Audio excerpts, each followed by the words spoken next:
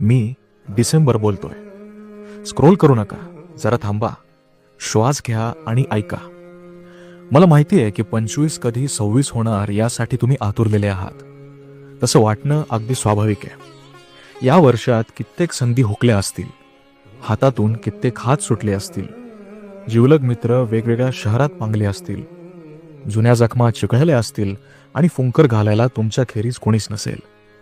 हे सगळं मागे टाकून तुम्हाला पुढे धावायचंय हे खरं आहे आणि योग्यही. पण म्हणून येणाऱ्या वर्षात नवीन बंध, मित्रमैत्रिणी जोडताना दचकू नका. नवी पालवी फुटण्यासाठी झाडांची पानं, आठवणी गळून पडतात या सत्याचा स्वीकार करायला शिका. नव्या चुका करा. कृतज्ञ माणसांमुळे सत्शील लोकांवर आवाजवी रुसू नका.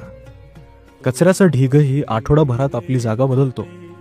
तुम्ही तर सशक्त आणि देखणे स्त्री पुरुष आहात याचा विसर पडू देऊ नका. वाचा, घराबाहेर पडा, नाटक सिनेमे पहा, रडा, भांडा, ओरडा आणि सगळ्यात महत्वाचं म्हणजे स्वतःकडे परतून यायला शिका. मंगेश पाडगावकर म्हणतात, कधी कधी सगळंच कसं चुकत जातं, नको ते हाती येतं, हवं ते हुकत जातं. अशा वेळी काय करावं? सुकलेल्या झाडाला न बोलता पाणी द्यावं. हेच कसब तुम्हा सर्वांना मिळो या सदिच्छेसह